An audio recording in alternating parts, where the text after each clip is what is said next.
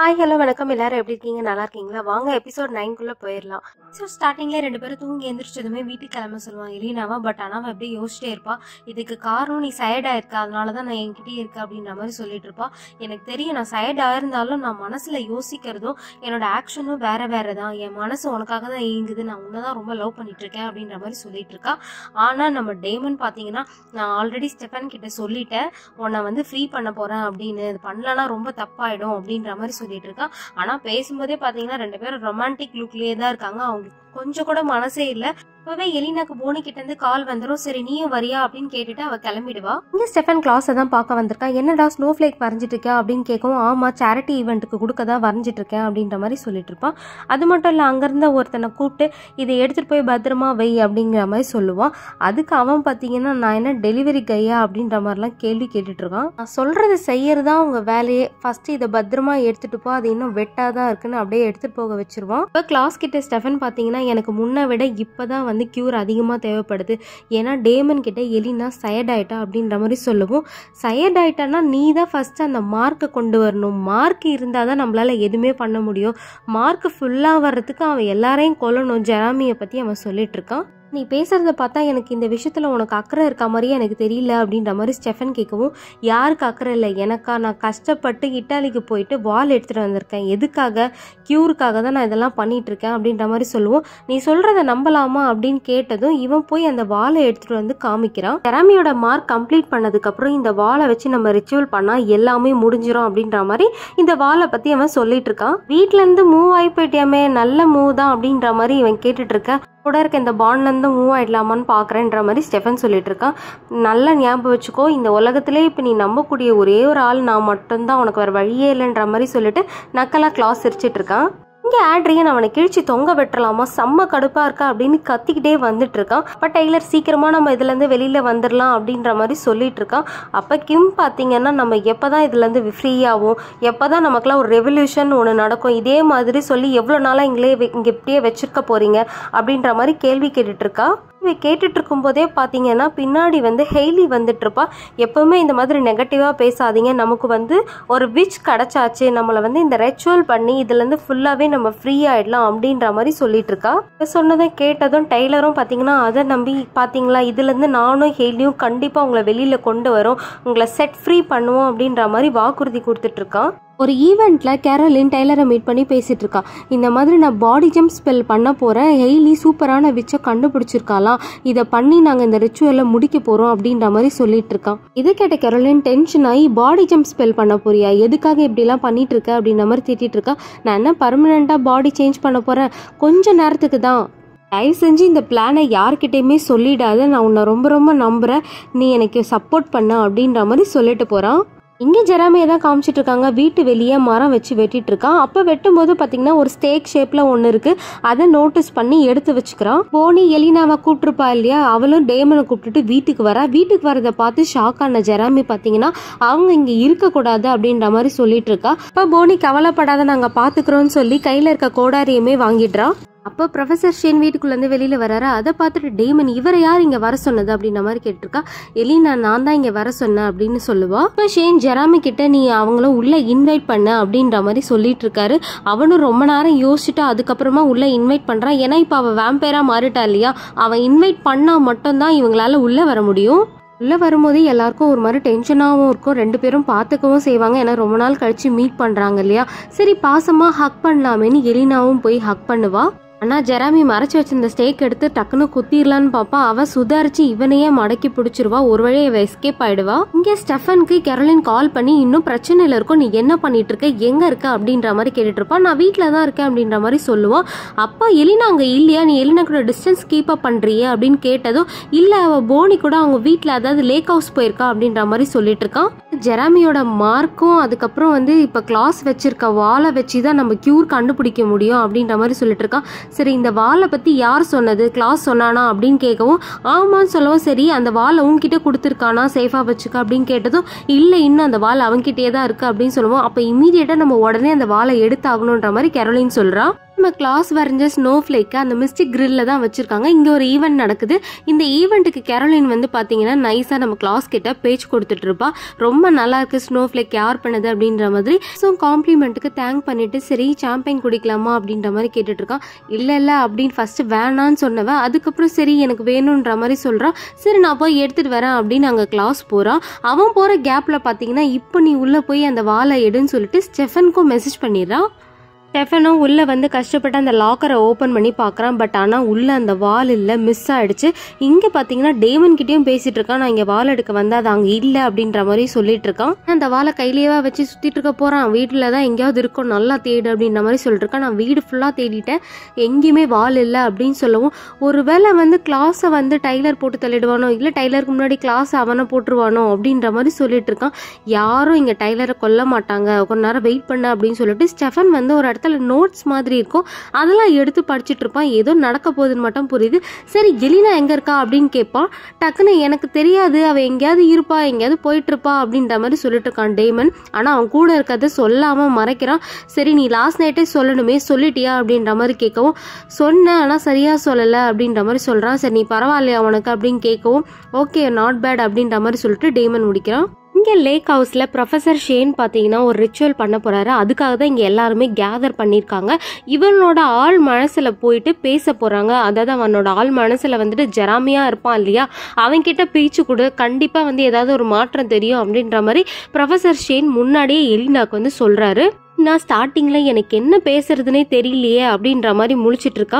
என்ன பேசுறதுன்னு தெரியலையா, இது உங்களோட லேக் ஹவுஸ் தானே, நீங்கள் எப்படிலாம் இருந்தீங்க அப்படின்ற மாதிரி உங்களோட மெமரிஸ் எல்லாம் பேசு அப்படின்ற மாதிரி சொல்கிறாரு. அப்போ எலினா பார்த்தீங்கன்னா இந்த லேக் ஹவுஸ்க்கு நம்ம அம்மா அப்பா உயிரோடு இருக்கும்போது நம்ம எல்லா வெக்கேஷனுக்கும் இங்கே வருவோம், நம்ம ரொம்ப ஹாப்பியாக இருப்போம் இங்கே அப்படின்ற மாதிரி சொல்லிட்டு இருக்கான். அது மட்டும் இல்லை அவங்க இறந்ததுக்கப்புறம் நம்ம ஜென்னா தான் நம்மளை இங்கே கூட்டிகிட்டு வருவாங்க, அவங்கள மிஸ் பண்ணது எல்லாமே இங்கே வந்து அவங்க இருக்க மாதிரி நம்ம ஃபீல் பண்ணுவோம் அப்படின்னு சொல்லவும் இவன் கொஞ்ச நேரம் கண் முழிச்சு பார்ப்பான். ஏதாவது மாறி இருக்கோம் பார்த்தா என் உடம்புல இருக்க ஒரு செல்லை உன்னை குத்தி கொல்லணும்னு சொல்லுது அப்படின்ற மாதிரி சொல்லிட்டு இருக்கான். இவ்வளோ ரிச்சுவல் பண்ணியும் எதுவுமே வேலைக்கு ஆகலை. அவன் உள்ளுணர்வு முதல் கொண்டு எலினாவை கொல்லணும் அப்படின்றது மட்டும் தான் அவனோட நோக்கமாக இருக்குது. அதனால் எல்லாருக்குமே அப்செட் ஆகிடுது இந்த ரிச்சுவல் ஒர்க் ஆகலை அப்படின்னு சொல்லி. கேரோலின் ஸ்டெஃபனை மீட் பண்ண வந்திருக்கா. சரி ஸ்வாட் கிடைச்சதா, வால் கிடைச்சதா அப்படின்ற மாதிரி கேட்டுட்டு இருக்கா. இல்லை கிடைக்கல அப்படின்னு சொல்லவும் இப்போ என்ன பண்ணுறது அப்படின்ற மாதிரி கேட்டுட்டு இருக்கான். க்யூர் கண்டுபிடிக்க கிளாஸ் இருந்தால் மட்டும் தான் க்யூர் கண்டுபிடிக்கணும். ஸோ டெய்லர் வந்து அவனோட பிளானை கேன்சல் பண்ணணும் அப்படின்ற மாதிரி சொல்லிட்டு இருக்கான். அப்படி பேசும்போதே டெய்லர் பின்னாடி வந்து அது நடக்கவே நடக்காது அப்படின்ற மாதிரி சொல்லிட்டு இருக்கான். நீ எல்லாத்தையும் அவன்கிட்ட சொல்லிட்டியான்னு கேரோலின் மேலேயும் கோவப்படுறான். அங்கே 12 பேரை சேர்த்து இந்த ரிச்சுவலை பண்ணுறதுக்கு இவ்வளோ நாள் சீக்கிரட்டாக இதெல்லாம் வேணா நீ எல்லாத்தையும் அவன்கிட்ட போய் உளறி வச்சுட்டு இருக்க அப்படின்ற மாதிரி கேட்டுட்டு இருக்கான். இதுக்கு ஸ்டெஃபன் நான் கொஞ்ச நாள் டைம் தான் கேட்டேன் அப்படின்ற மாதிரி சொல்லிருக்கான். எவ்வளோ நாள், ஒரு நாளா ஒரு மாசமா, எவ்வளோ நாள் வேணும், நாங்கள் ஒரு நாள் இருக்கிறதும் ரிஸ்க்கு தான், ஏன்னா கிளாஸ் வந்து ஜெராமியை வச்சு எங்களை முடிக்கிறது நிறைய சான்ஸ் இருக்குது அப்படின்ற மாதிரி சொல்லிட்டு இருக்கான். சரி இவன் கேட்குற மாதிரி இல்லைன்னு சொல்லி ஸ்டெஃபன் ஏதாவது பண்ணலான்னு பார்த்தா பின்னாடி இருந்து கேரோலின் வெயிட்னு சொல்லிட்டு இருக்கா. அப்புறம் பார்த்தா தான் தெரியுது இவனோட கேங்கே அங்கே வந்து சுற்றி நின்றுட்டு இருக்கோம். இங்கே ஸ்டெஃபனால் எதுவுமே பண்ண முடியாதுன்ற மாதிரி ஆயிடும். இங்கே எலினா ரிச்சுவல் ஃபெயில் ஆனதால சோகமாக உட்காந்துட்டு இருக்காங்க. அதனால தான் இந்த மாதிரி சிச்சுவேஷன்ஸ் வந்தால் நான் எப்பவுமே கையில் பாட்டில் வச்சுருப்பேன்ப்பா அப்படின்ற மாதிரி பாட்டில் எடுத்து எலினா கிட்ட கொடுக்குறான் டேமன். இந்த ரிச்சுவல் மேலே நம்பிக்கை வச்சது என்னோட தப்பு தான். ஒருத்தரோட ஆழ்மனசில் போய் ரீப்ரோக்ராம் பண்ணுறதுங்கிறது ரொம்பவே கஷ்டமானது. இதே மாதிரி தானே நான் ஸ்டெஃபனை லவ் பண்ணும்போது ரொம்ப சந்தோஷமாக இருந்தேன். ஆனால் இப்போல்லாம் அது ஒரு ஜஸ்ட் மெமரி தான். மேபி நான் உங்க கூட ஹாப்பியாக இருக்கிறது கூட ஒரு காரணமாக இருக்கலாம் அப்படின்னு சொல்லுவோம். டேமனுக்கு அது பயங்கரமாக உறுத்த ஆரம்பிச்சிருது. எதுவுமே சொல்லாமல் சரி நம்ம வேற ஏதாவது ட்ரை பண்ணலாம் அப்படின்னு அங்கேருந்து கிளம்பி போய்ட்றான். டைலர் கிளாஸ்க்காக சங்கிலியெல்லாம் எடுத்து வச்சு ரெடி பண்ணிட்டு இருக்கான். ஒரு பக்கம் ஸ்டெஃபன் வேண்டாம் கொஞ்சம் டைம் கூட அப்படின்னு மாதிரி கேட்டுட்டு இருக்கான். ஆனா இவன் கேட்குற மாதிரியே இல்லை. க்யூர் கண்டுபிடிக்க போறீங்களா, க்யூர் கண்டுபிடிச்சா உனக்கு பெனிஃபிட் தான், ஆனா எங்களுக்கு என்ன நடக்கும் தெரியுமா, க்யூர்னால எங்க திருப்பியும் நாங்க வேற உல்ஃபா மாற வேண்டியது இருக்கும், மாசம் மாசம் நாங்க ரொம்பவே கஷ்டப்படணும், எங்க கஷ்டம் எங்களுக்கு தான் தெரியும் அப்படின்ற மாதிரி சொல்லிட்டு இருக்கான். ஒரு பக்கம் கேரோலினும் வேண்டாம் அப்படின்னு சொல்லவும் நீ என் பக்கம் இருக்கணும்னு எதிர்பார்க்கறன்னு சொல்லி ஒரே வார்த்தையிலே கேரோலினோட வாயவும் அடைச்சிடறான். ஜெராமி பழைய ஃபோட்டோலாம் எடுத்து வச்சு பார்த்துட்டு இருப்பான். அவங்களோட சைல்டுஹுட் பிக்ஸ்லாம் அந்த வீட்டில் இருக்கும். அதெல்லாம் பார்க்கும்போது அவன் மனசு ஏதோ கரையிற மாதிரி இருக்கு. பின்னாடியே வந்து போனி உனக்கு எல்லாம் ஓகேவா அப்படின்னு கேட்குறா. அப்படியே டேமனும் வந்து ஜாயின் பண்ணிக்கிறான். எனக்கு என்னமோ டாக்டர் ஷேனோட ஹெர்ப்ஸ் எல்லாம் இதுக்கு ஒர்க் அவுட் ஆகும்னு தோணலை, இதுக்கு வேற யாராவது தான் பர்ஃபெக்டாக இருப்பாங்க உன்னை ஆராய்ச்சி பண்ணுறதுக்கு அப்படின்னு சொன்னதுமே டக்குன்னு ஜெராமிக்கு யாரை தோணும், நீ தான் அதுக்கு கரெக்டாக இருப்ப அப்படின்ற மாதிரி போனியை சொல்கிறான். போனிக்கே இது ஒரு மாதிரி ஷாக்காக தான் இருக்குது. சரி நான் வந்த வேலை முடிஞ்சது கிளம்புறேன் அப்படின்னு சொல்லிட்டு போகிறான். வெளியே எலினா கிட்ட ப்ரொஃபஸர் ஷேன் போய் போனியை வந்து இதுக்கு யூஸ் பண்ணுறது ரொம்ப ரொம்ப கரெக்டாக இருக்கும், டேமனோட இன்ட்யூஷன்லாம் ரொம்ப நல்லா இருக்குது அப்படின்னு சொல்லவும் எனக்கும் ஏதாவது ஹிப்னடைஸ் இருந்தால் சொல்லுங்கள் அப்படின்ற மாதிரி சொல்லிட்டு இருக்கான். இப்போ தான் எனக்கே தெரியும் நீ யார் அவனுக்கு அப்படின்ற மாதிரி ப்ரொஃபஸர் ஷேன் சொல்கிறாரு. அதாவது இப்போ தான் அக்கா தம்பினே அவருக்கு தெரியும். மட்டும் இல்லை, ஒருத்தரை லவ் பண்ணுறதுலேருந்து பிரேக் பண்ணுறதுக்கு எந்த ஸ்பெல்லுமே இல்லை. நான் உண்மையாக தான் சொல்கிறேன், ரொம்ப நாள் இதை தேடிட்டு இருக்கேன். என்னோடய ஒய்ஃபும் சன்னும் இறந்துட்டாங்க, அவங்க மிஸ் பண்ணக்கூடாது, நான் எவ்வளவோ ஸ்பெல் தேடிட்டேன், பட் அது எனக்கு கிடைக்கல அப்படின்னு சொல்லவும் எலினாக்கு என்ன சொல்கிறதுனே தெரியல, பாவமாயிடும். அதனாலேயே டேமன் வந்து என்ன ப்ரொஃபஸர் உங்கள் ஹெர்ப்ஸ்லாம் வேலை செஞ்சுருந்தா இந்நேரம் நம்ம ஃபயர் டான்ஸ் ஆடிட்டுருக்கணும், ஆனால் ஒர்க் ஆகலை, சரி இப்போ உங்களை கொல்லக்கூடாதுன்றதுக்கு ஏதாவது ரீசன் சொல்லுங்களேன் அப்படின்னு சொல்லிட்டு இருக்கான்.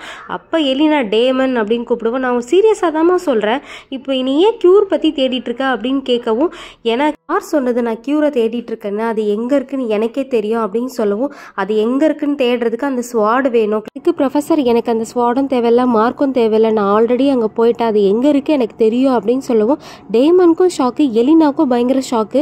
ரெண்டு பேரும் திரும்பி ப்ரொஃபஸரை பார்க்குறாங்க. இங்கே ஈவெண்ட் நடக்கிற இடத்துக்கு டைலர் அவங்க அம்மாவை மீட் பண்ணி இந்த மாதிரி பிளான் எல்லாம் சொல்லலான்னு வரான். இது கேட்டதுமே அவங்க அம்மாவுக்கு பயங்கரமாக டிசப்பாயின்மெண்ட் ஆகிடுது. என்னப்பா இப்படிலாம் பண்ணி ஆகணுமா, ரிஸ்க் எடுக்கணுமா அப்படின்ற மாதிரி கேட்குறாங்க. டைலர் அதுக்கு அம்மா நான் உங்களோட ஆல்ஃபா, நான் உங்களுக்காக பண்ணணும்னா பண்ணி தான் ஆகணும், என்னை நம்பி அத்தனை பேர் இருக்காங்க அப்படின்னு சொல்லவும் ப்ரௌடாக ஃபீல் பண்ணுறாங்க. நீ உங்கள் அப்பா மாதிரி தான், அவரும் இந்த மாதிரி ஒரு நல்ல லீடர் அப்படின்னு சொல்லி அக்செப்ட் பண்ணி வழி அனுப்பி வைக்கிறாங்க. ப்ரொஃபஸர் ஷேன் ஒரு முக்கியமான ஹிஸ்டரியை சொல்லிட்டு இருக்காரு. சைலஸ்னு ஒருத்தன் ஒரு விச்சை வச்சு இம்மோராட்டிலிட்டி ஸ்பெல்ல பண்ணி மாறிடுறான். அதே மாதிரி இன்னொரு பொண்ணையும் மாற்ற ட்ரை பண்ணிட்டு இருக்கான். பட் அந்த சைலஸோட பெஸ்ட் ஃப்ரெண்டு என்ன பண்ணுறான்னா அந்த பொண்ணை மாறுறதுக்கு முன்னாடியே கொன்னுட்டு கர்ஸும் பண்ணிடுறாங்களாம். கேள்விப்பட்ட சைலஸ் என்ன பண்றாரு, திருப்பியும் எப்படியாவது அந்த பொண்ணை கொண்டு வரணும் அப்படின்னு ட்ரை பண்ணும்போது எல்லா ஸ்டெப்பும் எடுக்கிறாராம் கியூருக்காக. பட் லாஸ்ட் மினிட்ல அவரையுமே கொன்னு புதைச்சிடுறாங்க. இப்ப சைலஸை நம்ம தோணுனா நமக்கு கியூர் கிடைக்கிறதுக்கு நிறையவே வாய்ப்பு இருக்கு.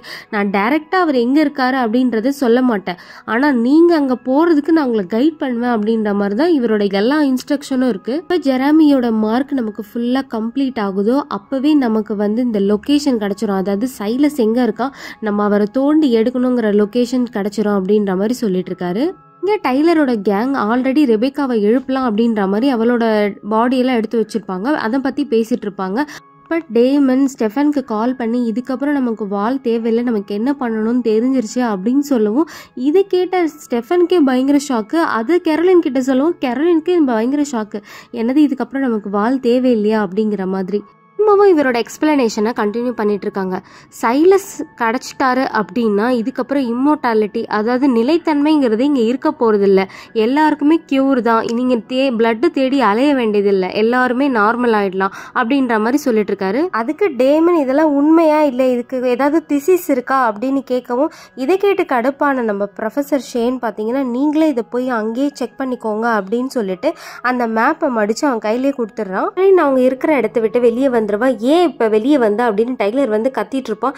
ஏன்னா நீயும் ஹைபிரிட்ஸ் பிளானா எனக்கு சுத்தமாக பிடிக்கல, கிளாஸ் பாடிக்குள்ள நீ போக போறியா, அவன் பாடியிலேருந்து அவனெல்லாம் வெளியவே தூக்க முடியாது. அதுக்கு டெய்லர் நான் அவங்களோட ஆல்ஃபா, அவங்களுக்காக நான் இதை பண்ணி தான் ஆகணும் அப்படின்ற மாதிரி சொல்லிட்டு இருக்கான். நீ மர்டர் ஆகணும்னு அவசியம் இல்லை, அதுக்கு பதில் ரெபேக்காவோட பாடி யூஸ் பண்ணலாம்ல, ரெபேக்காவோட பாடிக்குள்ள கிளாஸை அனுப்பி அதை வந்து நம்ம பற்ற வச்சிடலாமே அப்படின்ற மாதிரி சொல்லிட்டு இருக்கவும் இது கேட்டு டைலருக்கு இந்த ஐடியா ரொம்பவே நல்லா இருக்கு. பட் ஆனால் பின்னாடி இருக்க ஹெய்லிக்கு செம்ம கடுப்பாகுது. இப்போ எப்படி லாஸ்ட் மினிட்ல இதெல்லாம் பண்ண முடியும் அப்படின்ற மாதிரி கேள்வி கேட்டுட்டு இருக்கா. இப்போ டைலர் பார்த்தீங்கன்னா இது ஒரு பிரில்லியன்ட் ஐடியா, இதை விட வேற என்ன ஐடியா வேணும், நீ ஒரு ஜீனியஸ் பேபி அப்படி ஐ லவ் யூன்னு சொல்லிட்டு அங்கேருந்து போகிறான். உடனே ஹெய்லி என்ன பண்ணுறா பார்த்தீங்கன்னா ப்ரொஃபஸர் ஷேனுக்கு மெசேஜ் பண்ணுறான், நமக்கு இந்த மாதிரி ஒரு புது ப்ராப்ளம் வந்திருக்கு அப்படின்னு.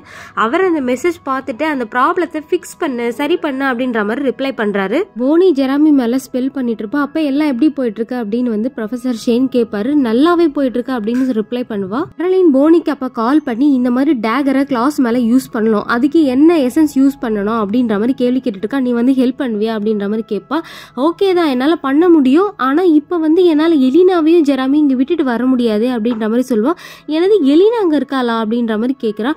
ஆமாம், எலினாவும் டேமனும் தான் இங்கே வந்திருக்காங்க அப்படின்ற மாதிரி சொல்கிறா. இதுவே கேரோலினுக்கு ஷாக்கு தான். சரி நானே பார்த்துக்கிறேன் அப்படின்னு சொல்லிட்டு அங்கேருந்து திரும்புவா. பின்னாடி ஹெய்லி நின்றுருப்பா. ஹெய்லி கேரோலின் கிட்ட கங்க்ராச்சுலேஷன் சொல்லிக்கிட்டு அப்படியே கழுத்தை திருப்பி கீழே வழ வச்சிருவா. ஏன்னா இப்போதானே இவ ஒரு ப்ராப்ளமாக மாறி இருக்கா. அங்கே விழுந்தது. அங்கேருந்து ஹெய்லி கிளம்பிடுவா. எலினா இங்கேருந்து டெக்கரேஷன் ஐட்டம்ஸ்லாம் வீட்டுக்கு கொண்டு போகலான்னு எடுத்து வச்சுட்டு இருப்பா. அப்போ டேமன் பார்த்தீங்கன்னா எனக்கு இந்த இவர் மேலே சந்தேகமாக இருக்கா. ஆல்ரெடி பாஸ்டரோட சேர்த்து 12 பேர் ஒரு எக்ஸ்ப்ளோஷனில் இறந்தாங்க. அந்த சாக்ரிஃபைஸ்க்கு இவன் தான் காரணமோ அப்படின்ற மாதிரி டவுட்டாகவே இருக்குது அப்படின்னு சொல்லிட்டு இருப்பா. இப்படி பேசிகிட்டே இருக்கும்போதே பார்த்தீங்கன்னா ப்ரொஃபஸர் ஷெயின் பின்னாடி வந்து நின்றுட்டுருப்பாரு. அப்போ வந்து பார்த்தீங்கன்னா ஒன்றும் இல்லை, அந்த பாஸ்டரோட கொலையில் எனக்கும் அவருக்கும் சந்தேகம் இருக்குமோ அப்படின்னு டேமனுக்கு டவுட்டு. ஆனால் பாஸ்டரோட ஒய்ஃப் கேன்சர்னால இறந்துட்டாங்க. அவரால் அதுலேருந்து மீளவே முடியல. அதனால ஒரு சூப்பர் நேச்சுரல் அசிஸ்டன்ஸ்க்கு அவர் உயிரை தியாகம் பண்ணிட்டாரு அப்படின்ற மாதிரி சொல்லிட்டு இருக்காரு. பேசிட்டு இருக்கும் போதே போனியும் ஜெராமியும் வந்துருவாங்க. எல்லாருக்கும் ஷாக் ஆயிடும். ஏன் அப்படின்னா ஏதாவது பண்ணிடுவானோ அப்படின்ட்டு. ஆனா இவன் நார்மலா தான் இருப்பான். போனி சொல்வான், நீ அங்கிருந்து நகராத, நிக்கிற இடத்துல நின்றுட்டு அவனை டெஸ்ட் பண்ணலாம் அப்படின்ற மாதிரி சொல்லிட்டு இருப்பான். இவன் கையில வந்து ஸ்டேக் வேற இருக்கு. மெல்ல நகர்ந்து முன்னாடி வந்துட்டு இருப்பான். அப்ப ப்ரொஃபஸருமே பாத்தீங்கன்னா நீ உன்னை நம்ப ரைட் பார்த்து சூஸ் பண்ண அப்படின்ற மாதிரி சொல்லிட்டு இருப்பாரு. இவன் கிட்ட வரும்போது டேமன் முன்னாடி நின்று அவன் கையில இருக்க ஸ்டேக்கை பார்க்கவும் அந்த ஸ்டேக்கை எடுத்து டேமன் கிட்ட கொடுத்துட்டு எலினாவை போய் ஹக் பண்ணிடுவான். இப்போதான் கொஞ்சம் நார்மலாக இருக்கான். அதாவது போனியோட ஸ்பெல் எல்லாமே ஒர்க் ஆயிருக்கு. ஒருவேளை எல்லாருக்குமே ரிலாக்ஸ் ஆகிடும். பார்ட்டி நடக்கிற இடத்துல ஹேலி கிளாஸ் கிட்ட சில விஷயங்களை சொல்றா. அதாவது ஹைபிரிட்ஸ்லாம் உனக்கு எதிராக இருக்காங்க அப்படின்ற மாதிரி. ஆனா அது என்ன சொல்றாங்கன்னு தெளிவாவே நமக்கு காமிக்க மாட்டாங்க. அங்கேயே தான் ஸ்டெஃபனுமே இருக்கான். ஸ்டெஃபன் கிளாஸ் கிட்ட பேச போவான். உனக்கு என்னதான் வேணும் அப்படின்ற மாதிரி கேட்டுட்டு இருப்பான். ஏன்னா நீ ஏன் இங்க சுத்திட்டு இருக்க அப்படின்னு கேட்கவும், சும்மாதான், இல்ல என்னை டிஸ்ட்ராக்ட் பண்ண சுத்துறியா அப்படின்ற மாதிரி கிளாஸ் தெளிவாவே கேட்பான். லாக்கர்ல வாலை போய் தேடினேன், அங்க அந்த வால் இல்லை, எங்க போச்சு அப்படின்ற மாதிரி கேட்கறான். அதுக்கு நீயே போய் அங்க பார்த்த அப்படின்ற மாதிரி கேட்கறான். ஏன்னா நான் உன்னை நம்ப தயாரா இல்லை அப்படின்ற மாதிரி ஸ்டெஃபன் சொல்றான். அது மட்டும் இல்லை, உன் வீட்டில் நிறைய லெட்டர்ஸ் இருந்தது, அதெல்லாம் யாரோடது அப்படின்னு கேட்கும்பொழுது அதெல்லாம் என்னால் கொல்லப்பட்ட விக்டிம்ஸோடது, அவங்களோட ஞாபகார்த்தமாக தான் வச்சுருக்கேன். நீ வாலில் எழுதி வைக்கிறல்ல அந்த மாதிரி இல்லை, அவங்களோட ஞாபகார்த்தமாக நான் அவங்களோட லெட்டர்ஸும் நேம்ஸும் வச்சுருக்கேன் அப்படின்ற மாதிரி சொல்கிறான். அப்புறம் பின்னாடி ஆட்ரியன் வந்து நிற்கிறத பார்த்துட்டு அங்கேருந்து அவன்கிட்ட போவான். அப்புறம் திரும்பி நிறுந்த லோனினஸ் தான் எல்லாத்துக்குமே காரணம், அதனால தான் நம்ம அவங்களோட பேரும் நேம்ஸு லெட்டர்ஸு எல்லாத்தையும் நம்ம சேர்த்து வைக்கிறோம். கடைசியில் நமக்கு மிஞ்ச போகிறது என்னமோ தனிமை தான் அப்படின்ற மாதிரி சொல்லிட்டு போகிறான். ஏப்ரல் ரெஸ்ட் ரூம் யூஸ் பண்ணலான்னு வர அங்கே பார்த்தா கீழே ஒரு பொண்ணு விழுந்து கிடக்குறா. வேற யாரும் இல்லை, நம்ம கேரோலின் தான். ஐயோ ஹெல்ப் ஹெல்ப்னு கத்திக்கிட்டே இருப்பா. ஆனால் நம்ம கேரோலின் டக்குன்னு எந்திரிச்சு நின்றுருப்பா. இப்போ நீ கீழே செத்து தானே கடந்த, எப்படி எந்திரிச்சா அப்படின்ற ஷாக்கே அவளால் தாங்க முடியல. சரி நீ ஹெய்லி எங்கேயாவது பாத்தியான்னு கேரோலின் கேட்குறா. ஆனால் அவள் பேபான்னு முழிச்சிட்டு இருக்கா. நீ கீழே தானே இருந்தன்ற திருப்பி திருப்பி கேட்டுட்டு இருக்கா. அதுக்கப்புறம் ஸ்டெஃபனுக்கு கால் பண்ணி ஹெய்லி பிளானை சொதப்ப போறா. நீ ரெபேக்கா பாடி இருக்கான்னு செக் பண்ணு, மற்றவங்களும் இருக்காங்களா செக் பண்ணு, பார்த்துக்கோ அப்படின்னு சொல்லிட்டு போயிடுறா. அது மட்டும் இல்லாமல் போகிறதுக்கு முன்னாடி இவளுக்கு கம்பல் பண்ணி இருந்த விஷயத்தில மறக்க வச்சுட்டு போயிடுறா. கேரோலின் ரெஸ்ட் ரூம்லேருந்து வெளியே வந்ததும் மேட் ஓடி வந்து நீ எங்கே போயிருந்த, ஸ்டெஃபன் உன்னை தேடிட்டு இருந்தான் அப்படின்ற மாதிரி கேட்பா. நானே உள்ள செத்து கிடந்தேன், ஏப்ரல் வேற என்னை பார்த்துட்டா அப்படின்ற மாதிரி சொல்கிறா. இவ ஏப்ரல் பார்த்துட்டாளா, என்னாச்சு, ஒன்றும் பிரச்சனை இல்லை, நான் அவளுக்கு கம்பல் பண்ணிட்டேன் அப்படின்ற மாதிரி சொல்கிறா. நீ கம்பல் பண்ணாலும் அது வேலைக்காகாது, ஏன்னா அவகிட்ட ஜெராமியோட பிரேஸ்லெட் இருக்கு, ஸோ நீ அவளை கம்பலே பண்ண முடியாது அப்படின்னு சொல்லவும் இப்போ எல்லா உண்மையும் ஏப்ரலுக்குமே தெரிஞ்சு போச்சு. ஈவெண்ட்டில் டைலரும் அவங்க அம்மா கிட்ட கால் பண்ணி, அம்மா பிளானில் நிறைய சேஞ்சஸ் வந்துருச்சு, ஸோ நான் வர்றதுக்கு லேட் ஆகும், நீங்கள் எனக்காக வெயிட் பண்ணுங்கள், நான் உங்களை அப்புறமா வந்து பிக்கப் பண்ணிக்கிறேன் அப்படின்ற மாதிரி சொல்கிறான். இங்கே ஹெய்லியை பார்த்ததும் ஹெய்லிக்கிட்ட வந்து விச் எங்க அப்படின்ற மாதிரி கேட்குறான். இப்போ தான் இவன் உண்மையே சொல்கிறா. விச்சும் கிடையாது, ஒன்றும் கிடையாது, இது எல்லாமே எங்களோட பிளான் தான் அப்படின்ற மாதிரி சொல்கிறான். இது டைலருக்கு ஒன்றுமே புரியல என்ன சொல்ல வரா அப்படின்னு. சாரி, இது எல்லாமே நான் வந்து கிளாஸ்க்காகவும் ஷேன்காகவும் பண்ணேன் அப்படின்ற மாதிரி சொல்கிறான். இப்போ தான் இவன் துரோகம் பண்ணியிருக்கானே அவனுக்கு புரியுது. அதே சமயம் இந்த மற்றவங்க எல்லாம் இந்த செல்லுக்குள்ளேருந்து வெளியே வந்து ஒரு இடத்துல வெயிட் பண்ணிட்டு இருப்பாங்க, விச் வருவாங்கன்னு. ஏன் இன்னும் விச்சை காணும் அப்படின்னு பார்த்துட்டு இருக்காங்க. பட் ஆனால் அந்த ஆட்ரியன் நேராக கிளாஸ் இங்கே கூட்டிகிட்டு வந்துட்டான். அப்படியே கிளாஸ் பார்த்தீங்கன்னா பின்னாடி கையை விட்டு அவனோட இதயத்தையே வெளியே எடுத்துட்டான். இவங்களுக்கு பயங்கரமான ஷாக்கு, இவன் என்ன பண்ணிட்டு இருக்கான் அப்படின்னு. டெய்லி டெய்லர் கிட்ட நான் எப்பவுமே கிளாஸை விட்டு தரவே முடியாது, எங்களுக்கு அவன் சாக்ரிஃபைஸ் பண்ணுறதுக்காக வேணும் அப்படின்ற மாதிரி சொல்லிட்டு இருக்கான். டெய்லர் நீ என்ன சொல்கிற புரியல அப்படின்னு கேட்கும்பொழுது இங்கே பார்த்தீங்கன்னா இங்கே இருக்க எல்லாரையோட இதய இதயத்தையும் கிளாஸ் பார்த்தீங்கன்னா வெட்டி எடுத்துட்டு இருக்கான். ஒருத்தரையா கொண்டுட்டு இருக்கான். டெய்லி டெய்லர் கிட்ட என் அம்மா அப்பாவை கண்டுபிடிக்கிறதுக்காக நான் ஒருத்தர்கிட்ட டீல் போட்டுட்டேன். ஸோ நான் அந்த டீலுக்காக தான் இப்படிலாம் பண்ணேன், நான் உண்மையா இல்லை உங்களுக்கு அப்படின்ற மாதிரியே உண்மையை சொல்ல இந்த பக்கம் கிளாஸை தான் காமிக்கிறாங்க. வெறித்தனமா எல்லாரையுமே வேட்டையாடிட்டு இருக்கான். ஒருத்தரை விடலை. எந்த சாக்ரிஃபைஸை பற்றி சொல்கிறேன், அவங்களுக்கு சாக்ரிஃபைஸ் பண்ண ஆள் வேணும், அதனால தான் நான் எல்லாரையும் ரெடி பண்ணேன் அப்படின்ற மாதிரி சொல்லிட்டு உனக்கு உயிரோடு இருக்கணும்னா தயவு செஞ்சு இங்கேருந்து போயிடு, ஃபஸ்ட்டு இங்கேருந்து ஓடு அப்படின்ற மாதிரி சொல்கிறான். இந்த ஷாக் அவனால் ஏற்றுக்கவே முடியல. அங்கேருந்து அப்படியே கிளம்பிடுறான். டைலர் இருக்க எல்லா கதையும் முடிச்சுட்டு கிளாஸ் கிம்மை மட்டும் விட்டுட்டான். அவன் அங்கேருந்து அந்த செல்லுக்குள்ளேயே திருப்பி ஓடி வரா. எவ்வளவோ கெஞ்சராவ என்னை விட்டுன்னு எதுவும் பண்ணிடாத அப்படின்ற மாதிரி கெஞ்சிட்டு இருக்கா. பட் ஆனால் கிளாஸ் விடுவானா, விடவே இல்லை. சரி டெய்லர் எங்க அப்படின்ற மாதிரி கழுத்தில் கத்தியை வச்சு கேள்வி கேட்டுட்டு இருக்கான். உண்மையிலே அவளுக்கு தெரியாது, தெரியலன்னு சொல்வா. சரி நீ இப்போ தப்பான பதில சொல்லிட்ட அப்படின்னு சொல்லிட்டு அப்படியே அந்த கத்தியை அவ கழுத்தில் இறக்கி சாவடிச்சிருவோம். இங்கே லேக் ஹவுஸில் ஜெராமி எலினா இங்கே இருக்க ஆர்னமெண்ட்ஸ் எல்லாம் எடுத்துகிட்டு போகிறாங்க கிறிஸ்மஸ் ஹாலிடேஸ்க்கு. ஸோ இதை பார்த்து வெளியிலேருந்து டேமன் பார்த்தீங்கன்னா ஹாப்பியாக சந்தோஷப்பட்டுட்டு இருக்கான். இங்கேருந்து பார்த்தீங்கன்னா எலினா கையை காமிச்சு கூப்பிடுவா உள்ளவா அப்படின்னு சொல்லி. பட் ஆனால் அவன் வரவே மாட்டான், வெளியவே தான் உட்காந்துருப்பான். சரி நீ இவன் எந்திரிச்சு வெளியே போவா. சரி ஏன் உள்ளே வரல, ஏன் இங்கே உட்காந்துருக்க அப்படின்னு கேட்கும்பொழுது நீங்களாம் இப்படி சந்தோஷமாக இருக்கிறத பார்க்கறதுக்கு எனக்கு ரொம்ப ஹாப்பியாக இருக்குது, உன் தம்பியும் நார்மல் ஆகிட்டான், எனக்கு இதுதான் வேணும் அப்படின்ற மாதிரி சொல்கிறான். ஸோ இந்த இடத்துல டேமன் பார்த்தீங்கன்னா ஸ்டெஃபன் கூட இருக்கிறத மிஸ் பண்ணுறான். அதே மாதிரி நாங்கள் ஹியூமனாக இருக்கும்போது இந்த மாதிரி ஹாலிடேஸில் ரொம்ப ஹாப்பியாக இருப்போம், கிறிஸ்மஸ்லாம் நல்லா செலிப்ரேட் பண்ணுவோம் அப்படின்ற மாதிரி சொல்லிட்டு இருக்கான். இதுக்கப்புறம் ஜெரமியால உனக்கு எந்த ஆபத்தும் இல்லை, நீ தைரியமாக நீ அவன் கூடயே போகலாம், இதுக்கப்புறம் நான் உனக்கும் என் தம்பிக்கும் கரெக்டான விஷயத்த செய்யணும் அப்படின்னு சொல்லிட்டு அதுக்கப்புறம் நான் உன்னை ஃப்ரீ பண்ணுறேன் எலினா, இதுதான் எனக்கு வேணும், இதுதான் எனக்கு சந்தோஷத்தையும் கொடுக்கும் அப்படின்னு சொல்லி ஃப்ரீ பண்ணுறான். அதாவது செயர் பாண்டை உடைக்கிறான். எலினா ப்ளீஸ் வேண்டாம், தயவுசெஞ்சு இப்படி பண்ணாதன்னு சொல்கிறான். இதுக்கப்புறம் நீ ஃப்ரீ, என்னோட செயர் பாண்டில் நீ இல்லை அப்படின்ற மாதிரி சொல்லி இங்கே செட் ஃப்ரீ பண்ணிட்டான். இங்கே சால்வட்டார் வீட்டில் கேரோலின் கத்திக்கிட்டே வர மேட்டால் ஏப்ரலை கண்டுபிடிக்க முடியல, டைலரை ரீச்சே பண்ண முடியல, இன்னைக்கு நாளே ரொம்ப மோசமாக இருக்கா அப்படின்ற மாதிரி சொல்லிட்டு இருக்கா. ஸ்டெஃபன் ஒரு மாதிரியாக இருக்கிறத பார்த்து என்னாச்சு, ஏன் ஒரு மாதிரி உட்காந்துருக்க அப்படின்னு கேட்கும்போது நான் ரொம்ப டீப்பாக திங்க் பண்ணிட்டு இருக்கேன், நம்ம எல்லாருமே வந்து ஹாரிபிள் திங்ஸ் பண்ணிட்டு தான் இருக்கோம், ஆனால் கிளாஸை விட நம்மளை எது பெட்டர் ஆகுது, என்ன வித்தியாசம் அவனுக்கும் நமக்கும், நம்மளும் தப்பு பண்ணுறவங்க தானே அப்படின்னு சொல்லும்போது கரெக்டு, ஆமாம் நீ சொல்கிறது கரெக்டு தான் அப்படின்ற மாதிரி கேரோலினும் சொல்கிறான். சரி டேமன் கிட்ட பேசினியா அப்படின்னு கேட்கும்பொழுது பேசினானே, அவன் ஜெராமி கூட லேக் ஹவுஸில் இருக்கான் அப்படின்னு சொல்லவும் சரி எலினாவும் கூட தான் இருக்கா அப்படின்னு சொன்னானா அப்படின்னு கேட்கவும் எலினாவா, எலினா ஏன் இன்னும் டேமன் கூட இருக்க போறா அப்படின்ற மாதிரி கேட்குறா. ஆமாம் எலினாவும் டேமனும் இன்னமும் ஒன்றா தான் இருக்காங்க அப்படின்னு கேட்கும்பொழுது ஏன் அவங்க இன்னும் ஒன்றா இருக்காங்க, ஒன்றா இருந்தாங்களான்னு பைத்திய மாதிரி திருப்பி கேட்க ஆரம்பிச்சிட்டான். இந்த இடத்துல அவளால் எந்த பதிலுமே சொல்ல முடியல, அமைதியாகவே இருக்கா. ஏன் அவங்க இன்னும் ஒன்றா இருக்காங்க சொல்லு கேரோலின் அப்படின்ற மாதிரி கேட்டுக்கிட்டே இருக்கா. அவள் இன்னமும் பதிலே சொல்லாமல் பார்த்துக்கிட்டே இருக்கா. ஸோ இதுக்கு மீனிங் என்னென்னா அவங்க ரெண்டு பேரும் ஒன்றா இருந்துட்டாங்க அப்படின்றது தான். ஸோ இதனால் பயங்கரமாக ஃப்ளக்சுவேட் ஆனவன் டேபிளெல்லாம் தள்ளி விட்டு கத்திட்டு இருக்கான் ஸ்டெஃபன். இவளால் எந்த பதிலும் சொல்ல முடியல, பாவமாக பார்த்துட்டு இருக்கா.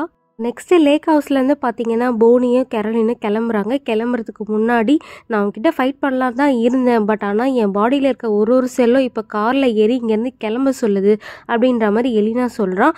ஸோ நீ அப்படியே பண்ணிடுமா அப்படின்ற மாதிரி சொல்லவும் பிரிய மனசே இல்லாமல் இவளுமே ஏறி ரெண்டு பேரும் கிளம்பிடுறாங்க. அதான் டைலர் காட்டுக்குள்ளே வந்து பார்க்குறா, எல்லாருமே செத்து கிடக்குறாங்க. அங்கேருந்து செல்லுக்குள்ளேயுமே வந்து பார்க்குறான், அங்கேயுமே கிம் செத்து கிடக்குறா. ஸோ கவலையில் அங்கேருந்து போயிடுறான். அங்கே தான் ஏப்ரலுமே இருப்பா. அங்கே வந்து ரெபேக்கா பாடியை பார்த்து அவள் ஒரு பக்கம் அழுதுட்டு இருப்பா. இங்க மேயர் பாத்தீங்கன்னா டைலருக்கு வாய்ஸ் மெசேஜ் அனுப்பிச்சிட்டு இருக்காங்க, நான் இன்னும் இங்கே தான்ப்பா வெயிட் பண்ணிட்டு இருக்கேன், நீ வரதுக்காக வெயிட் பண்ணிட்டு இருக்கேன்னு. அப்பா பாத்தீங்கன்னா உட்கார்ந்து இருக்கும்போது அங்க கிளாஸ் நடந்து வந்துட்டு இருக்கான். இவனை பார்க்கும்போதே பாருங்க ஃபுல்லா ரத்தத்தோட வந்துட்டு இருக்கான். இவங்களுக்கு பார்க்கும்போதே செம மரண பயமாயிடுது.